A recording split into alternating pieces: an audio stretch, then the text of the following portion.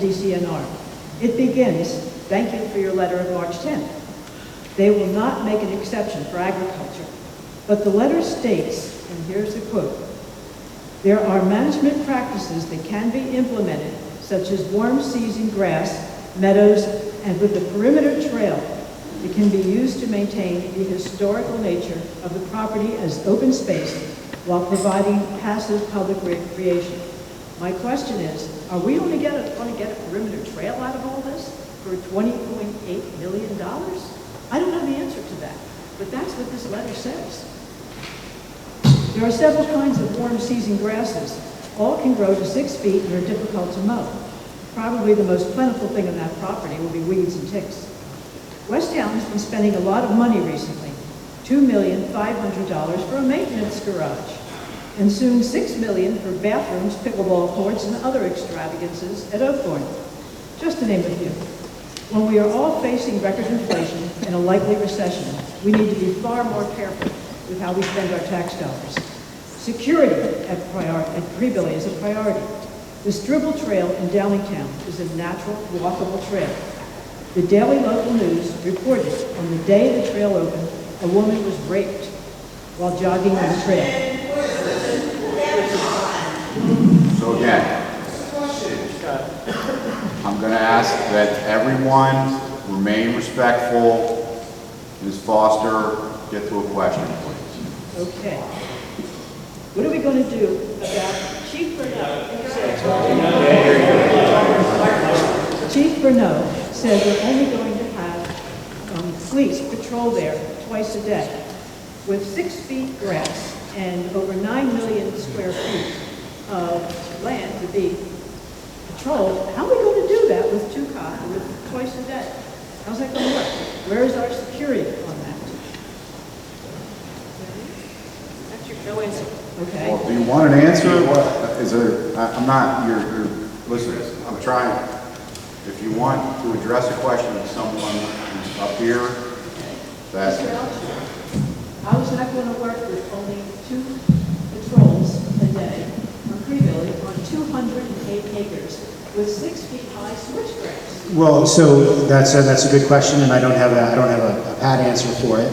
I defer to Chief Bernot about the appropriate way to actually patrol open space. My understanding is, in general, open space, there's not a lot of routine crime that occurs there, but I'm not an expert on this. Suffice it to say, though, is that there's 2 police patrol sectors within Westtown. There's always a patrol officer within each of those 2 sectors. So there's always an officer within a 5-minute drive of Crebilly in the event that there was a crime. But the specifics of exactly how the police would patrol it, I doubt they would get into the heart of the preserve on a regular basis. I presume she was referring to patrolling the parking lot and maybe some areas around the parking lot. But these are kind of to be determined things as we work through go through a public process of developing a sketch plan for what the preserve could look like and how it would be maintained. John, if you don't mind, as the police commissioner who actually asked Chief Bernot that question in a public meeting, and asked now twice, her answer was very specific. I think it's a good question that you've asked. Her answer is that I haven't seen a plan yet. What we have is a sketch plan. And you're right, there's no, quote, security plan that's attached to it. And so I said to her, so what, at the end of the day, how do we know whether there's crime or not? She said, let me take a look at what the plan is when the plan is finished. Let me have input into it as the police chief, and then I'll be able to give you the answer. She said she also did not appreciate any comments that are made, and she said this out loud, she said it in front of us. There were a number of people in the room. She said, I don't appreciate when people are taking what I say, meaning her, and they turn it and they maneuver it in a way that she feels distorted what she said. So I said, okay, what are you trying to tell people? And she said, when there's a plan, when this, quote, sketch plan is fleshed out, she'll have some input into play in it from a security point of view, and then you'll get your answers. Frankly, we'll all get our answers. Since we've had an arson committed in the township at Oakbourne Park, I think security should be top priority, correct? Sorry? I didn't hear you say that. Since we've had an arson committed at Oakbourne Park, do you agree that security should be top priority? I have a bias now. I may have not had before because of the role that I play as the chair of the police commission, WEGO. I think security has a priority in everything we do. But I'm going back, and I think I agree with John. At the end of the day, the expert on security is not you, it's not me, it's not Alstro, it's not those other two guys or these two board members. It's the police chief. And were Brenda here, she would be saying it exactly the way I just said it. Because I asked her, what should I say that represents your view?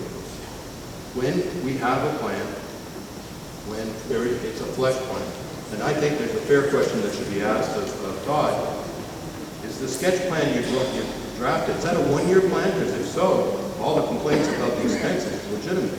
Is it a 5-year plan? Is it a 10-year plan? Is it even a plan? So what we developed was based on, again, how we would develop the 200-acre preserve that we have in Chester County and how we did develop it. So there are lots of options for meadows that aren't 6 feet tall, and there's lots of options for grasses and forbs and things that are much easier and lower to the ground. So that's not a given. The plan was designed as a sketch of what could be, but when we did the property that we based it off of, it took us 5 to 10 years to develop, and so it can happen over time. It doesn't have to happen right away, and so from our own experience perspective, we, as I said, we own and manage in Chester County almost 10,000 acres. We don't see crime issues.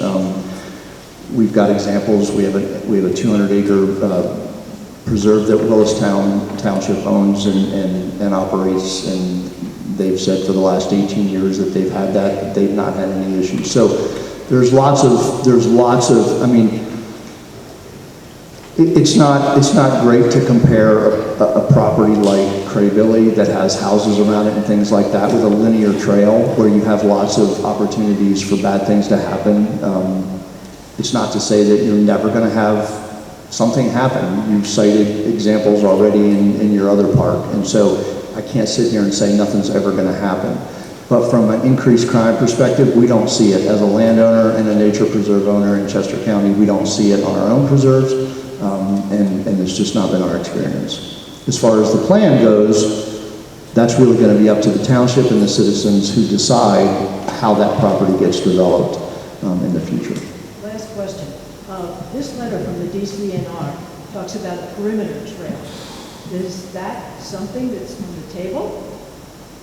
Well, my assumption there is you have a secretary for the Department of Conservation and Natural Resources who is throwing out an option of, without knowing what the plan that the township has for this property is or what it could be. There's nothing in the grant proposal that limits you to a perimeter trail, and the fact of the matter is the property has existing roads and trails, and that's what we used as our trail system example on the map that I showed. And so she was throwing out the kind of examples that could be alternatives, but you're not limited to that, no. Thank you.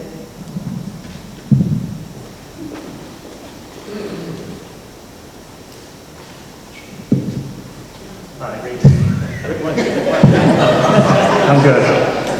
Phil Garavini, 919 Thorn Drive. So I have a question and then just a quick comment. So the question is in regards to the maintenance, the ongoing maintenance of the property, if the referendum passes, is the cost for maintaining that property included in the revenue that's being raised as part of the tax referendum? And if not, where is that revenue coming from? Yeah, so as I said, about 75, we estimate that, as I said, that the new taxes should generate about $681,000 plus or minus per year. 75% of that would secure or pay for the bonds to purchase the fee simple, the area. And then the remaining 25% would be available for maintenance. And I believe that sort of breakout is authorized in Act 153. I think it's not just a number that we plucked out of thin air. There's a statutory basis for it.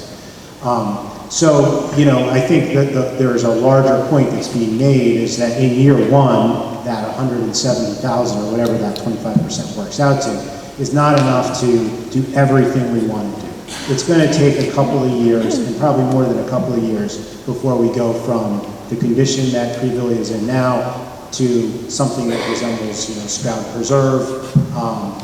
And it's going to take, and it's going to be a public process. There's going to be input from the public, and we'll slowly chip away at it until it's, you know, the best it can be. But I don't think there's any expectation. We purchase the property, and the next week it's open for business. There's going to be ongoing improvements for several years. Thanks. And then, no, this is a question, maybe a comment, but in terms of the format tonight, in terms of having, I guess, different residential groups present information, is there going to be any, Natural Lands have an actual presentation, but Mr. Walsh, do you have some sort of presentation that shows where you got your numbers from? I just think from an information perspective, I thought this was supposed to be more of a fact-based information session. I'm just curious why it just seems like anybody could have got up here and sort of acted sort of as an expert on, you know, the facts and figures of everything in the township. So I was just curious how the board came to the decision of the format tonight.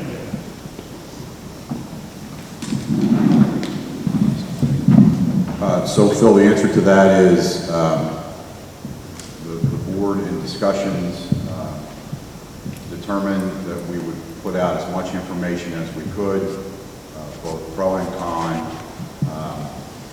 We started with Natural Lands because they're our recipients through the process. They're our grant writer and put the agreement or helped facilitate the agreement in terms, although there was a fair amount of negotiation I was involved in directly. We wanted people to have the ability to hear both sides. I'm no fan of suppressing the opposition. In fact, I think it's distasteful. So we decided that we would give an equal amount of time for a pro and a con.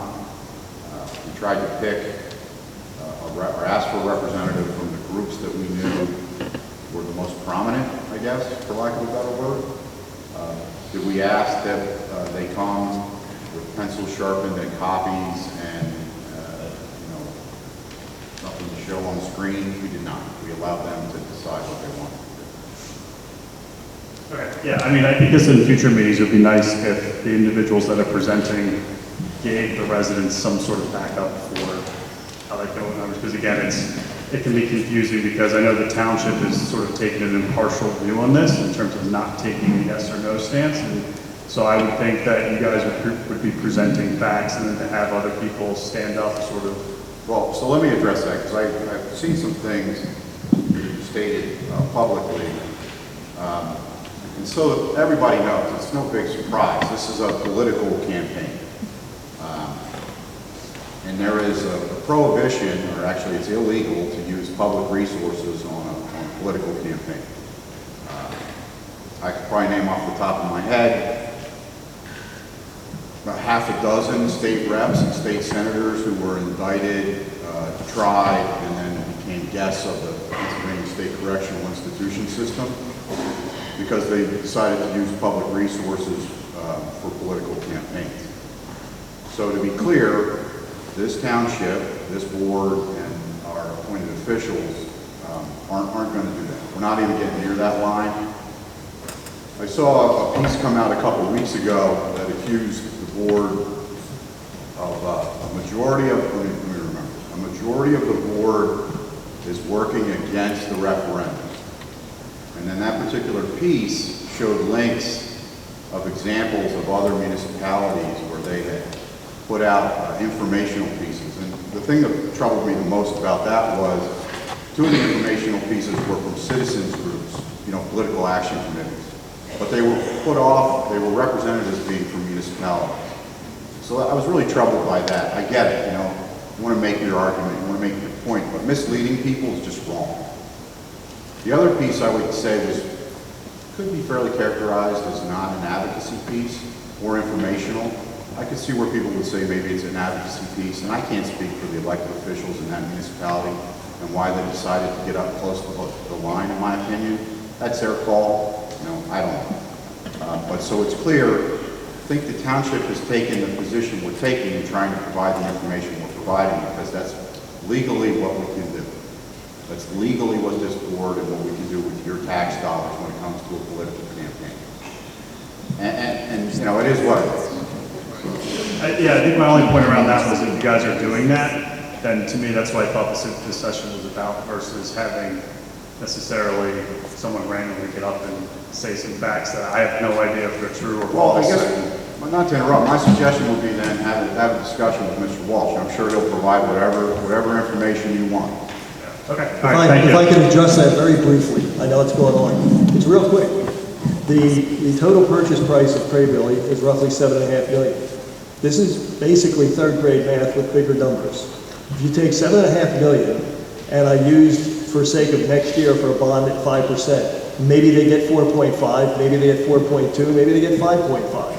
So if you take 30 years at 5% a year, you multiply 5 times 7.5, 0.05 times 7.5 million times 30 years, and that gives you the total cost of the bond. And at the end of the time, all you've paid is interest. So you still have to pay the principal.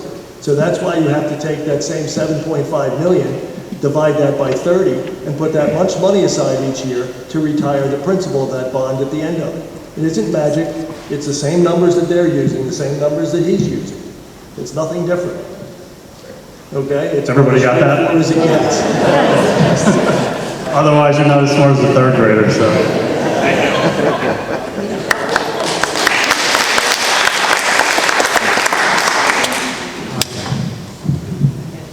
Dave Walter, Thorn Drive. I don't think there's anybody in this auditorium who doesn't think that Crebilly should be preserved as open space. We have iconic views for the motorists going by on 202. We have historic property where troops from the Battle of Brandywine marched, and we have the Darlington Inn. We have traffic issues if it's developed, and we have environmental issues. But we have 11,000 residents of Westtown, many of whom will probably never use the park.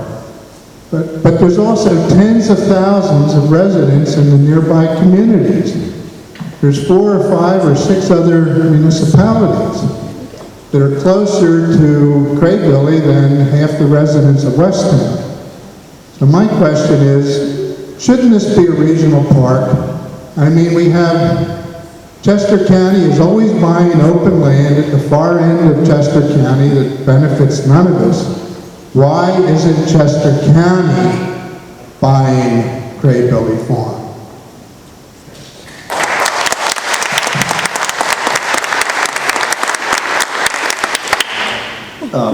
So we asked Chester County if they wanted to buy Crebilly Farm, and they are willing to help. As you saw the numbers, they are being asked to match what the township contributes, as well as having state and federal funds. So at the end of the day, the cost is not being borne by the township completely. As I said, it's 25 to 30% of the total project cost.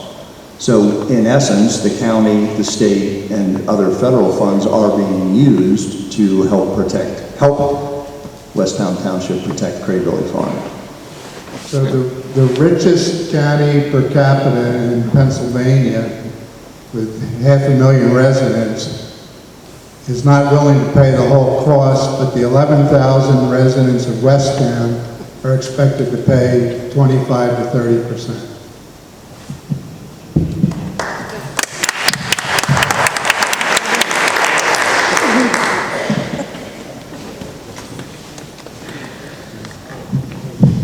Hi folks, my name is Sharon Plessé. My husband and I have a small little hobby farm on Oakbourne Road. We love living in Westtown. I just want to say that because we've been here 7 years. We came from a township that we never had a forum like this. and we watched the entire township be overdeveloped. So first I want to compliment you guys and thank you for this, because not every township does this. That's the truth. That is the truth. So we love living in Westtown. My question is a little bit of what the former gentleman said and a little bit of what one of the women said before. And I wanted to ask, maybe John, this is for you, if there's been any formal outreach, not just citizens kind of going, but if there's been any formal outreach to Birmingham or to those other townships to maybe coordinate like we do with our police for ongoing costs. I think that guy is right. We all want to see this preserved. It's the taxes that I think a lot of people are struggling with. So maybe you could talk about if there's been any township partnership to help with some of those costs like we do with our police. No, I think it's a great question, and I don't think it has an easy answer. We haven't formally gone out, with donation bin and ham and gone to Birmingham or Thornbury.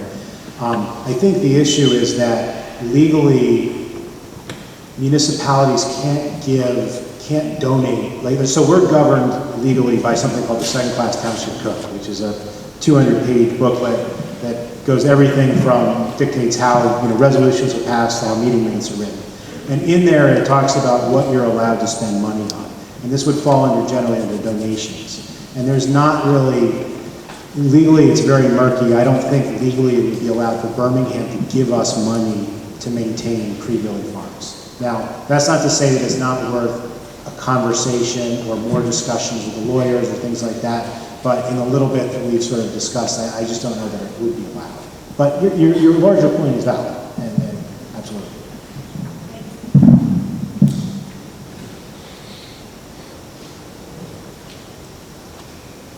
Ray DeAndrea from Marlborough Road.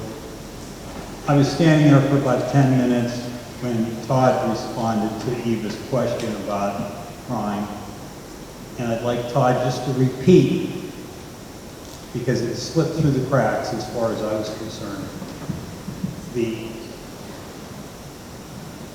preserve nearby in Willistown over the last 18 years had how many reported incidents of assault? We were told there's been none. 0 in 18 years. So while standing here for 10 minutes waiting, I had to think of another question. But I wanted to repeat that because I wanted to make sure everyone heard that fact.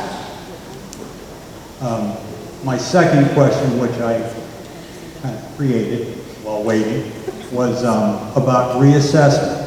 We hear a lot about reassessment hasn't been done for so many years, it's coming. We know it's coming. I have no problem with that. I want you to extrapolate and think 5 years in the future if we are reassessed. Say $125 a year under your proposal that our residents would incur if they paid both the earned income tax and the real estate tax versus the I forget what it was, $80 a year. Think about, could you tell me if the cost of the reassessment went up by 25, 30%, and it's probably going to be more than that, what that would mean in terms of the difference between open space and development? How much more would it cost? Well, I mean, the ratios are going to, I mean, not really differ, right? So as the cost for open space, if the costs go up, the costs for a residential development, which is already higher, are going to go up as well. And so in perpetuity, and the costs for residential development maintenance are in perpetuity, they're always going to be higher based on research that's been done to support this. As I said, out of Penn State, but all across the country, study after study has shown that's the case. And so from a reassessment standpoint, I hope somebody that's more knowledgeable on township finances can answer better than I can. I mean, you saw the 42 cents per thousand kind of mill rate, and so assessment goes up I don't know what that ends up looking like in the future. Yeah, you're actually, you got me thinking. I feel like there's a question I need to reach out to the solicitor about. If there is a reassessment, just as a procedural matter, that would throw off all the revenue numbers. You know, do we have to have another, like how would we adjust the mill rate in order to, so it wouldn't cause revenue to go through the roof? I don't know. That's the sort of devil's in the details. We figure that out. And we have plenty of number of years in advance notice to get that worked out. All right, well, my final opinion is we have a binary choice here. We have to decide one way or the other. There's no other option. And there are buyers out there. So, thank you for your time.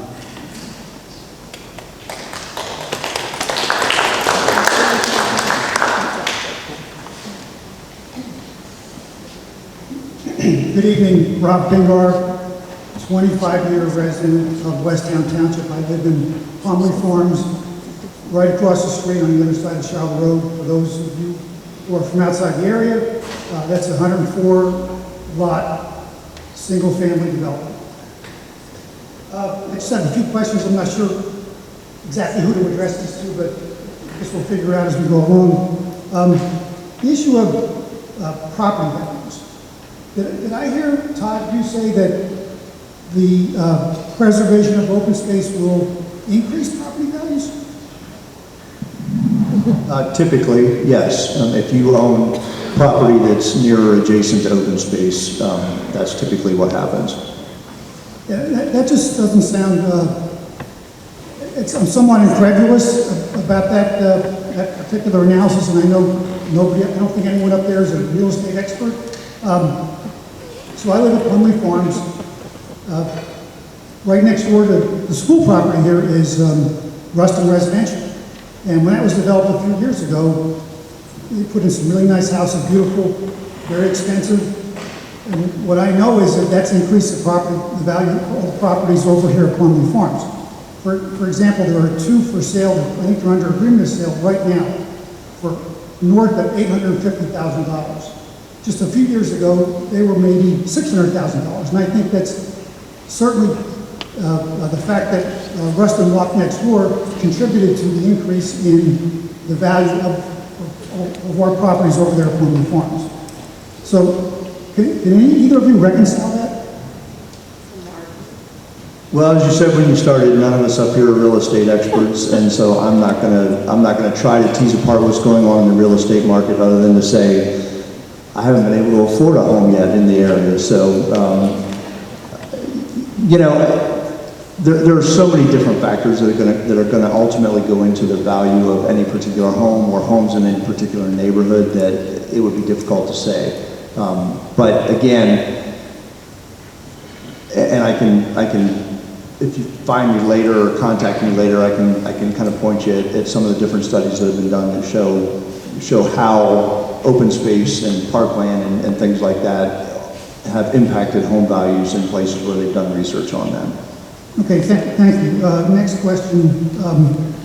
When the Toll Brothers was proposing to develop Crebilly Farm, there was a lot of opposition to it because of the Battle of Brandywine next door in Birmingham Township, and the fact that there was some activity on the farm with apparently Hessians marching across it on the way to the battle from north to south.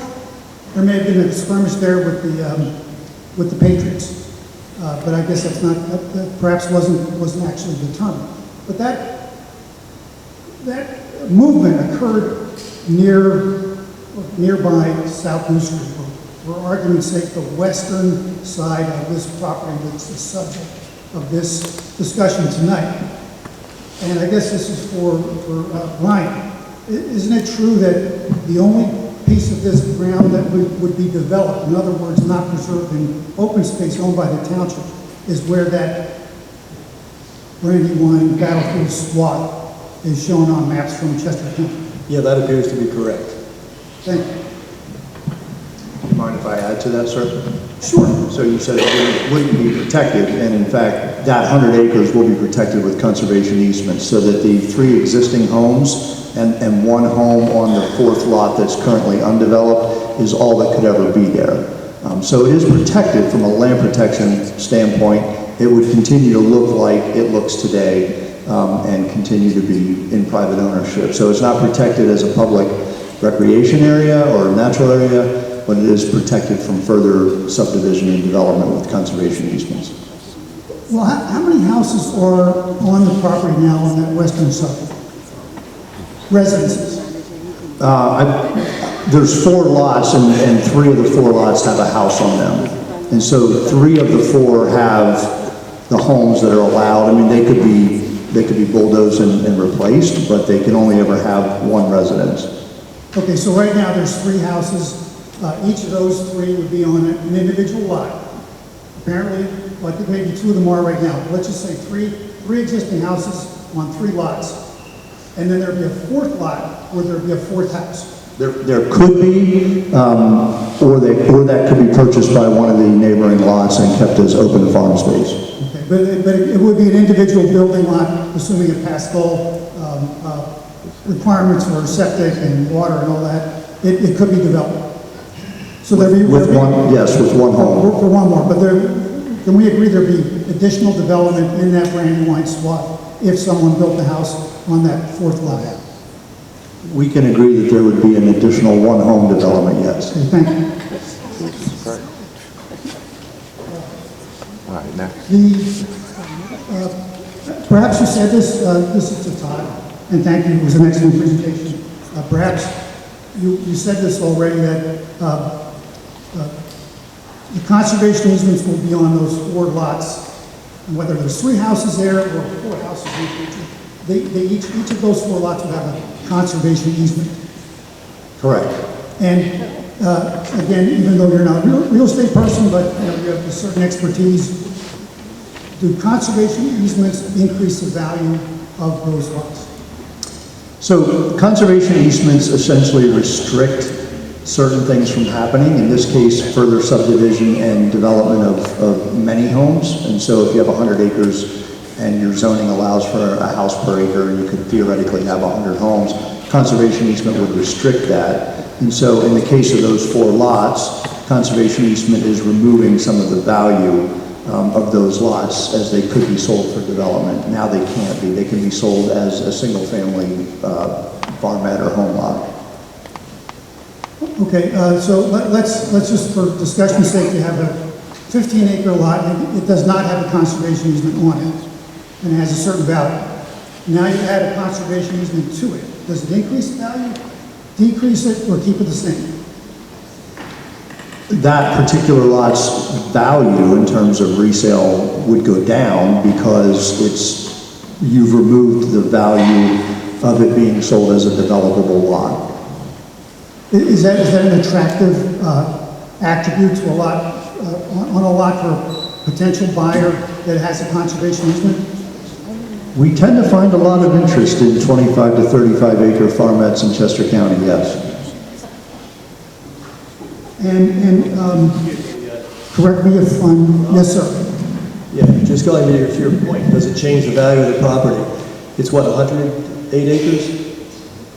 So 108 acres, 104 is $10,400,000. The listed prices on the real estate site are $12 million for the 4 lots. So the price actually went up above the 100,000.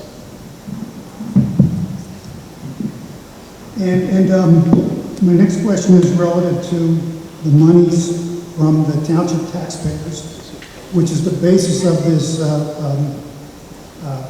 question on the ballot this November. It's approximately $2.15 million, which is 50% of the total to acquire the conservation easements. Yeah, somewhere in that neighborhood, yep. Okay, so that's township tax dollars that's going to a private property owner for conservation easements. Correct? Is that correct? Yes.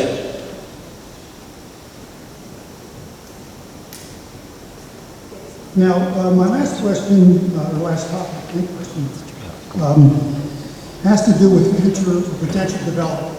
Now, we're all familiar with the most recent development that was for Toll Brothers, 300 some houses. There were at least 2 other development proposals over the last 25 years that I'm familiar with. And one of them was for Mackinac Ridge. It was a continuing care retirement community. There were a couple of commercial parcels too, when it was still zoned commercial. Right now, there's a proposal for these 4 large lots. So that's 3 existing houses and 1 additional house, let's say, assuming someone bought it and put a house on it. So apparently there's a market for it. And John, I guess this is a question for you. Is the property currently zoned to permit those large lots on that property?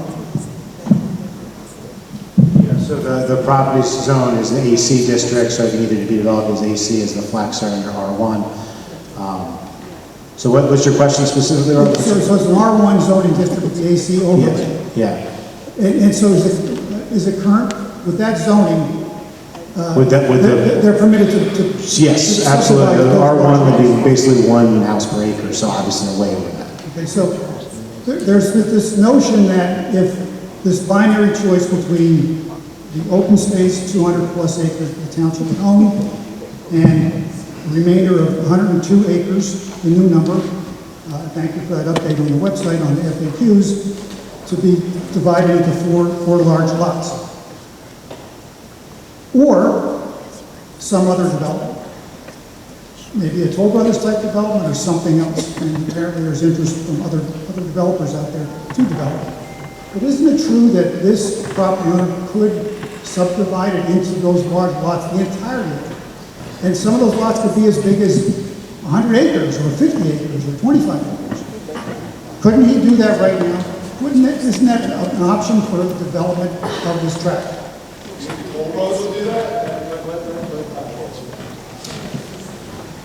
So yeah, absolutely. The landowner could have chosen to do that. The landowner had tried to do various development scenarios, and that was an option.